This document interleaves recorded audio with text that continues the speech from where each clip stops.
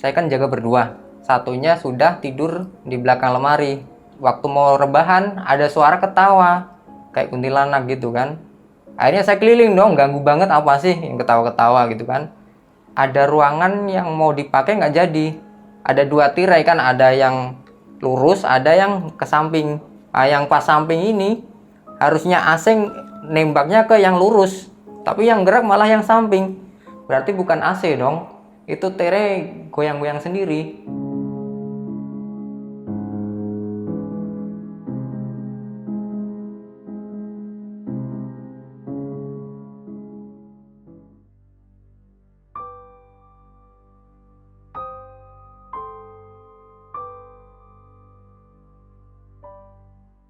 Assalamualaikum warahmatullahi wabarakatuh. Balik lagi di Telusur, dan saat ini gue akan bertemu dengan seorang narasumber yang sudah mengirim pesan melalui Instagram. Mas Agus adalah seorang perawat yang bertugas di salah satu rumah sakit di kawasan Jakarta. Pada tim Telusur hari ini, Mas Agus akan menceritakan kejadian mistis yang pernah dialaminya pada saat dia bekerja. Penasaran dengan ceritanya bakal seperti apa? Jadi sebelum kita masuk ke cerita, buat kalian yang mau jadi narasumber Telusur, yang punya kejadian mistis seputar profesi, kalian bisa langsung DM ke Instagram pribadi gue atau Instagram Telusur. Dan tanpa lama-lama lagi, kita dengarkan kisah lengkapnya hanya di Telusur.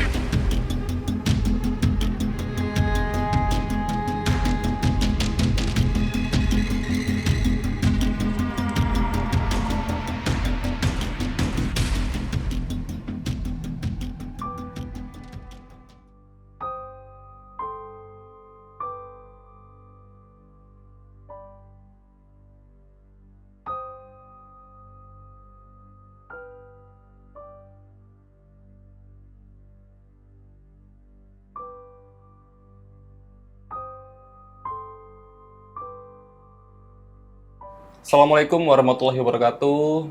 Waalaikumsalam warahmatullahi. Mas Agus, gimana kabarnya? Sehat? Baik bang. Alhamdulillah sehat Mas Iya, ya. alhamdulillah. Mas Agus, sekarang lagi sibuk apa nih? Biasa aja. Nggak ada kesibukan. Rutinitas aja. Rutinitas biasa. aja ya? Iya.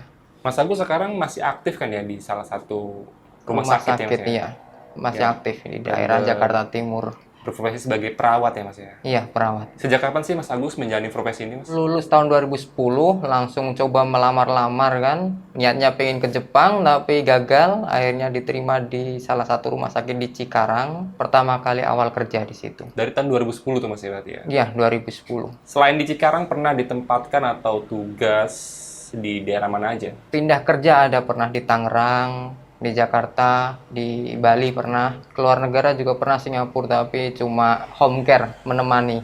Oh, Pasien. pernah juga dapat home care di daerah Singapura? Di daerah Singapura ya? Iya, Negara orang Singapura. Bali, tapi berobat ke Singapura. Alasannya kenapa nih Mas Agus memilih profesi ini kalau boleh tahu? Dulu sih nggak ada niat buat jadi perawat atau apa, tapi disuruh orang tua. Kalau nggak kerja pun bisa merawat orang tua gitu kan. Ya udahlah, coba-coba. Tapi setelah praktik, setelah ngelihat, seneng. Jadi kita bisa ngelihat surga neraka itu lebih awal. Waduh, Iya.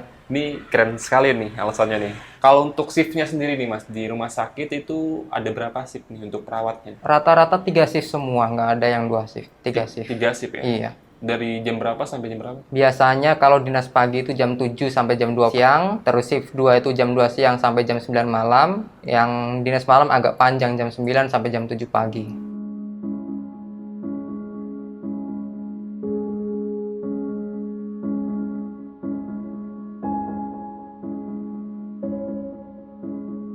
Mas Agus kan sempat mengirim pesan ke kita nih Mas ya. Iya. Ke saya langsung sih ya, karena Mas Agus ini punya pengalaman kejadian mistis yang pernah Mas alami nih. Nah sekarang saya pengen dengerin secara lengkap kejadian yang Mas Agus alamin tuh seperti apa sih Mas?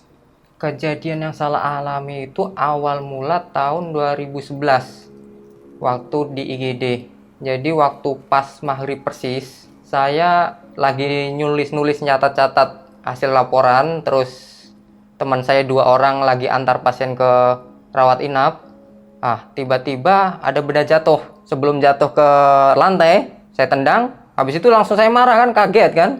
Apa sih? Kan udah biasa, soalnya udah tahu UGD itu udah serem, teman banyak yang dikerjain kan. Saya keliling, saya marahin nih, kalau ada tunjukin wujud. Kalau mau bercanda gitu kan, ayo berantem gitu kan, saya tantangin kan, nggak ada yang keluar.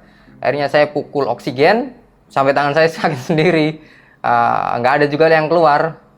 Tapi setelah itu selama 2 minggu saya nggak bisa nginpus. Malu dong kalau udah senior nggak bisa nginpus kan ya. Setelah 2 minggu saya sholat, saya minta petunjuk kan, kok nggak bisa nginpus, kenapa sih gitu kan. Terus ada kayak bisikan atau dalam otak masuk, waktu itu kamu sombong gitu kan, mentang-mentang manusia lebih kuat dari jin, tapi jangan sombong, jangan nantangin, jangan apa gitu kan. Mungkin mereka bercanda, tapi kan kamu nggak perlu terlalu berbesar diri gitu kan, intinya. Akhirnya saya berangkat pas dinas, saya minta maaf keliling ke semua tempat, saya minta maaf di IGD-nya itu kan. Akhirnya nggak disangka-sangka langsung bisa infus sendiri. Kejadian yang pertama ini Mas alamin di ruang UGD ya Mas? Iya. Jadi terkesan kayak ada suatu tantangan mungkin dari Mas Agus. Mungkin karena refleks ya sebenarnya. Iya, karena juga banyak temen yang cerita sering digangguin. Waktu istirahat di bed pasien digoyang-goyang. Terus saya cek, ternyata saya nggak digangguin. Terus ada banyak penampakan teman-teman lihat, saya nggak gitu loh. Oke, jadi kalau untuk penampakan yang di UGD ini lebih Teman-teman. oleh teman-teman Mas Agus Iya. ya. Saya tanya lagi nih Mas, tadi kan sempat ada kata nggak bisa nginfus. Iya. Maksudnya nih nggak bisa nginfus nih apa nih yang terjadi nih? Infus kan istilahnya memasukkan jarum ke pembuluh darah. Tapi itu gagal, padahal itu remeh loh istilahnya. Awal mula obat mau masuk juga lewat infusan kan. Jadi kayaknya, sudah setahun kerja, tapi kok nggak bisa gitu kan, memalukan sekali. Saya minta petunjuk akhirnya kan, saya sholat. Sempat ada bisikan ya untuk Mas Agus minta maaf karena mungkin terkesan sombong ya Mas ya? Entah bisikan, entah apa yang masuk ke otak, nggak tahu ya pas sholat itu. Itu kejadiannya di jam berapa Mas? Pas ada ajan, pas apa, saya lagi santai kan, lagi nulis, lagi menikmati hidup lah. Udah enak kan kerja. Tiba-tiba benda jatuh, mengagetkan. Tadi kan juga Mas Agus sempat bilang bahwa banyak teman-teman Mas Agus yang pernah mengalami kejadian-kejadian mistis di ruang UGD nih. Iya. Kalau dari cerita nih, pengalaman-pengalaman teman Mas Agus nih pernah ngalamin kejadian apa di sana Mas?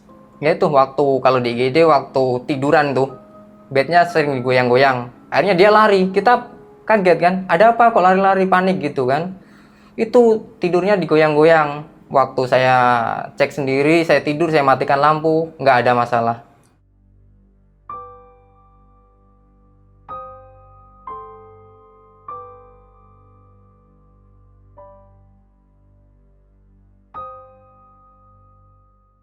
Saya kan jaga malam, mengalami kejadian itu kan tindihan kalau biasanya tidur kan. Itu saya ngelihat pocong. Nanti saya ceritakan setelah teman saya cerita ya, pocongnya itu seperti apa, lihat pocong. Terus hari berikutnya antara 2 hari atau semingguan, waktunya mau gantian operan dinas kan, saya nyari nih, ya perawat ICU-nya mana yang lain kan, kok nggak ada gitu kan. Saya cari di ruang rawat inap nggak ada, saya cari di IGD, ternyata mereka lagi cerita semua. Saya samperin dong, mereka diem.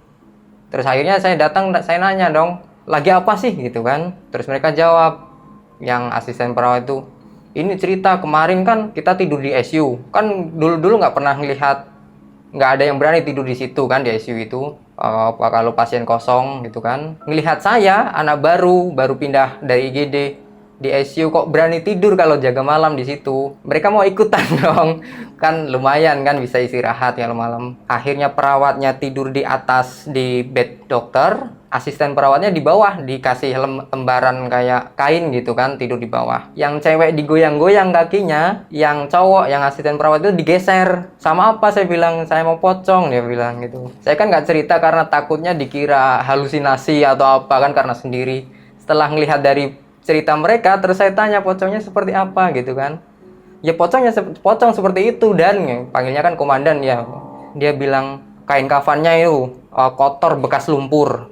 Terus matanya menyala, mukanya hitam. Terus saya ketawa kan. Saya lucu. Soalnya saya ngelihat sendiri juga waktu pas tindihan itu. Persis pocongnya seperti itu. Saya mau jelasin ke mereka ini. Bisanya cuma gitu kan, mereka kan nggak bisa nyakitin kita kan. Tapi setelah saya ketawa, mereka langsung bubar jalan. Kayak saya mau jelasin, ayolah nggak usah takut sama setan gitu kan. Setan kan cuma kayak gitu doang gitu kan. Tapi mereka bubar jalan, ya udah deh. kayak ditinggal saya itu. Yang dilihat sama mereka nih, temannya Mas Agus ini juga dilihat sama Mas Agus nih. Iya, Perwujudan pocong sosok wujud pocong. seperti itu persis. Iya, sama. Pada saat Mas ketindian nih, itu Iya. kan posisi kan tidur dan ketindian ya.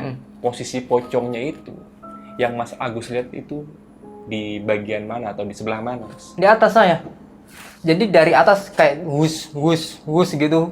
Posisi tiduran dan pocong itu ada di atas. Wajahnya pas di depan wajahnya Mas Iya, Agus. mendekat gitu. Tapi iya. saya mau ngelawan, mau ngajak berantem, nggak bisa. Wah, ini gila. 3 kali sih, 3 kali saya coba, nggak bisa, nggak kuat. Setelah nggak kuat saya mikir, saya tujuan saya tidur di sini ngapain sih? Oh, mau tidur kan? Ya udah, saya tidur lagi, merem, saya coba tidur, langsung tidur. Setelah bangun-bangun ya, ternyata gitu aja, nggak ada masalah. Ini alasannya kenapa nih Mas Agus bisa sampai sepercaya ini gitu, nggak takut dengan sosok kayak gini tuh apa nih alasannya? Dulu waktu kecil sebenarnya takut, tapi di teman-teman itu pas kumpulan saya itu pada bilang setan itu jangan takut, ajak berantem aja. Ternyata setelah saya ajak praktekkan di waktu kecil, ternyata iya, nggak usah kita takutin setan itu sebenarnya. Tapi ternyata pas di GD kita pun jangan sombong. Kalau sombong kita yang kalah. Kalau untuk sosok pocong yang dilihat sama Mas Agus dan rekan-rekan Mas Agus nih, Iya. kalau ada dari pasien sendiri nih Mas, pasien gitu, suka ada laporan nggak sih? Lupa saya, udah lama kejadiannya 10 tahun lalu. Ya. Lupa ya Mas? Iya. Tapi kalau Kalau laporan kejadian-kejadian pasien- serupa gitu, yang dialami oleh orang lain, Banyak, soalnya itu rumah sakit bekas kuburan yang dipindah, jadi dijadikan rumah sakit itu banyak. Memang serem rumah sakit itu.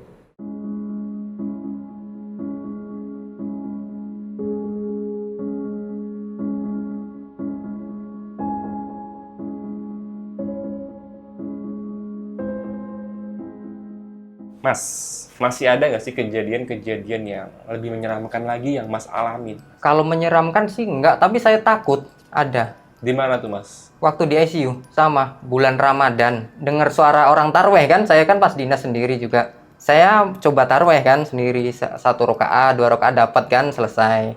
Rakaat kedua, rakaat ketiga. Nah, pas rakaat ketiga ada bunyi, air toilet kan ada yang masuk itu, ada penutupnya kan kadang. Nah, itu logam pas penutupnya itu. Itu logam bunyi cetik kalau pas air habis. Jadi mungkin air pas netes nutup cetik sampai ganggu cetik cetik cetik. Orang sholat kan keganggu ya. Ini gak ganggu amat sih gitu kan. Dapat rakaat kedua, ketiga, sampai kelima saya samperin dong. Saya samperin ke toiletnya, nggak ada apa-apa, nggak ada suara, nggak ada apa. Akhirnya saya coba sholat lagi sampai 3 kali. 3 kali saya samperin itu, setiap sholat bunyi, setiap saya samperin nggak bunyi lagi. Saya cek air juga ada sih air sedikit, tapi nggak sampai ngucur terus. Saya heran ya, katanya bulan Ramadan setan itu di kerangkeng, tapi kok saya lagi sholat diganggu. Saya tantangin, setiap saya samperin saya tantangin. Kalau wujud, kalau ada gangguin wujud aja, ayo. Orang sholat gitu, saya kan merasa bener kan ya, orang sholat kok diganggu gitu kan. Saya tutup witir aja sekali kan akhirnya kan, karena saya udah merinding. Ini disamperin kok enggak keluar, ditantangin enggak, tapi sholat lanjut kok bunyi terus gitu kan. Merinding saya akhirnya, saya tutup witir sekali, akhirnya saya kabur, agak lari sedikit. Mau dicobain berani tapi yang merinding juga akhirnya. Akhirnya bantu-bantu di ruang rawat inap. Mas Agus, selain kejadian-kejadian mistis yang tadi Mas Agus ceritain, Iya. saya kan juga sempet ngebaca cerita yang Mas Agus kirim. Itu ada satu kejadian yang menurut saya tuh menarik buat diceritain tuh Mas. Waktu Mas Agus dinas di daerah Bali, Mas. Iya. Nah, itu gimana cerita lengkapnya, Mas? Dulu juga pernah di Bali antara tahun 2012 balik 2014 dan balik lagi ke sana ke tempat pasien yang sama tahun 2018 sampai 2019. Tuh waktu antara tahun 2018 itu saya freelance istilahnya, kerja sama dia, sama bos di Bali itu karena udah baik. Saya hubungin lagi, disuruh ke sana lagi. Saya di sana diterima, kerja bebas, waktu bebas. Akhirnya saya pilih jaga malam kan. Soalnya ada temennya ini, ada si Imam, ada sopirnya satu lagi gitu kan. Kita selalu nonton di ruang komputer. Di seberangnya ada bos lagi main HP lah, entah lagi apa kan, lagi pegang HP intinya. Itu setiap sepanjang malam. Sewaktu-waktu kita lagi asik nonton YouTube, si sopirnya itu suka judi online kan.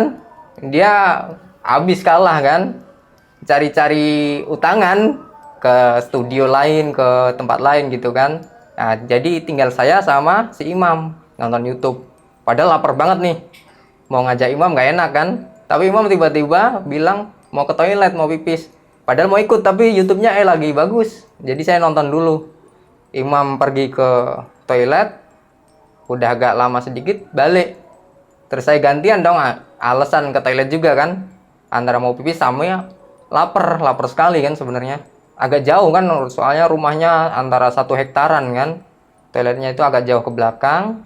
Saya waktu mau pipis, ngelihat toiletnya kok flashnya kok nyala terus, kok nggak dimatiin, kenapa sih, sambil pipis kan.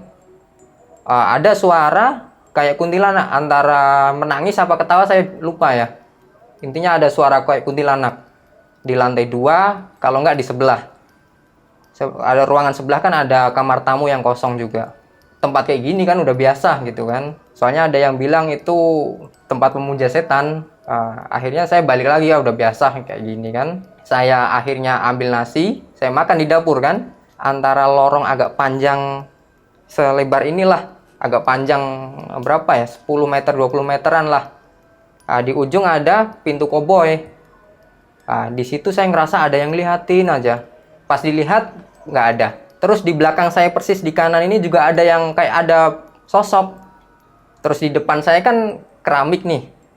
Saya makan di depan keramik ini, bayangan kayaknya ada di belakang. Tapi setiap saya noleh nggak ada. Dan tengkuk ini berat. Tapi saya ngelanjut makan terus. Saya nggak ngecoba ngelawan karena udah biasa kan.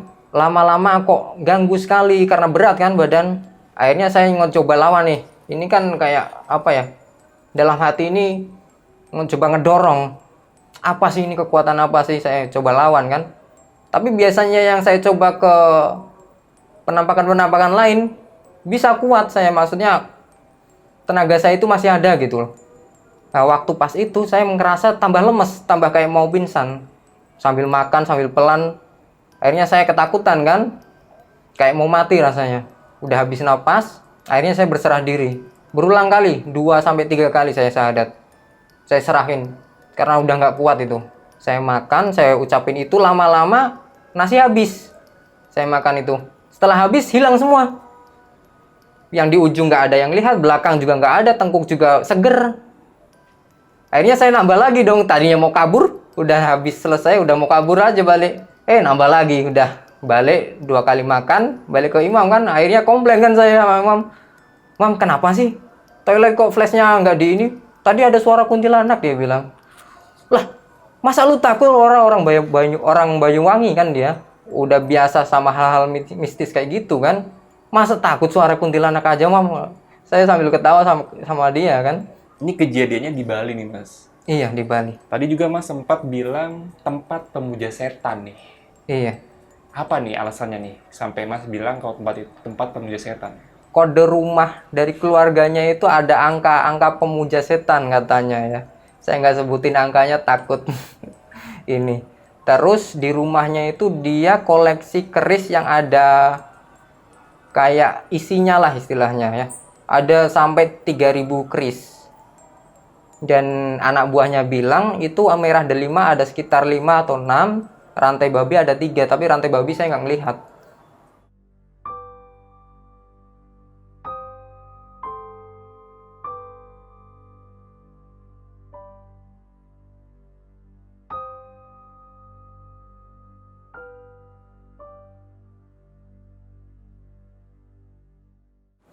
Ada lagi Mas, satu kejadian terakhir tempat saya kerja ini, yaitu waktu dinas malam. Saya kan jaga berdua, satunya sudah tidur di belakang lemari. Saya kan juga mau istirahat kan, akhirnya saya jaga di depan komputer, di kursi kan, saya jajarin kursi, saya coba rebahan. Waktu mau rebahan ada suara ketawa kayak kuntilanak gitu kan. Ganggu sih, terus saya bangun kan, saya lihat kanan kiri nggak ada. Saya mau tidur lagi, ganggu lagi. Terus saya balik badan, coba mau tidur, udah mau, istilahnya udah mau tidur, hilang nyawa gitu kan. Kebangun lagi suara ketawa, semakin keras. Akhirnya saya keliling dong, ganggu banget apa sih yang ketawa-ketawa gitu kan. Saya lihat setiap ruangan saya buka, aman. Terus yang terakhir, ada ruangan yang mau dipakai nggak jadi. Itu saya lihat tirainya gerak-gerak. Ada 2 tirai kan, ada yang lurus, ada yang ke samping. Yang pas samping ini, harusnya AC nembaknya ke yang lurus. Tapi yang gerak malah yang samping. Berarti bukan AC dong. Itu tirai goyang-goyang sendiri. Akhirnya saya videoin. Saya simpan sendiri bang. Tapi nggak saya ceritain teman-teman, takut-takut. Rekamannya ada tuh tirai-tirai yang Iya, bergoyang sini? Ada? Ada. Boleh nanti saya minta untuk dokumentasi nggak? Iya, siap. Boleh ya?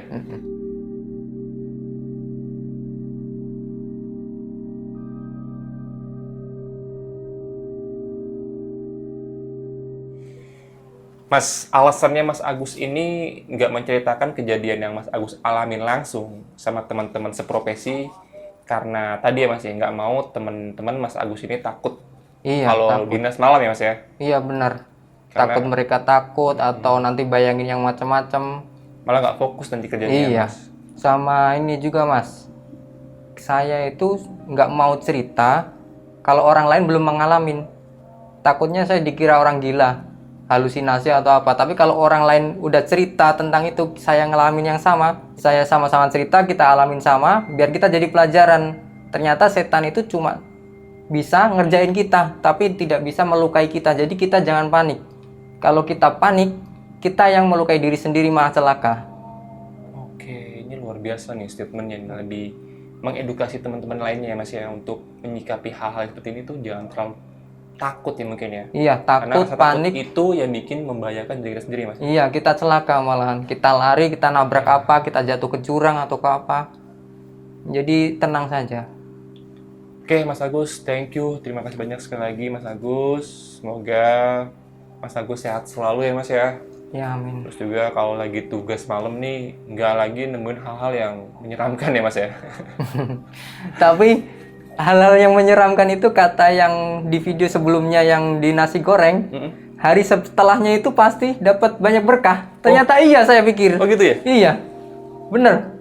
Akhirnya saya setelah ngalamin itu dipindah ke tempat lain, dipromosikan, dapat gaji tambah. Wah, ini berkah di balik suatu musibah nih. Mungkin. Mungkin ya, Mas ya. Iya. Iya, jadi Mas Agus juga nonton episodenya penjual nasi goreng ya, Mas. Iya. Jadi dia ketika lagi dagang malam-malam didatengin oleh pembeli yang notabene kuntilanak ya, Mas. Iya, Ya, Mas, betul. ya. Besokannya malah laris. Iya. Dan Mas Agus juga ngalamin hal yang kayak gini, Mas ya. Saya mikir akhirnya, apakah bener sih? Oh, ternyata saya pikir-pikir benar. Oke Mas Agus, sekali lagi terima kasih banyak. Salam untuk keluarga di rumah dan salam juga untuk rekan-rekan kerjanya Mas Agus di rumah sakit. Semoga sehat dan sukses selalu. Amin, semoga kita Assalamualaikum warahmatullahi wabarakatuh. sehat. Waalaikumsalam warahmatullahi wabarakatuh.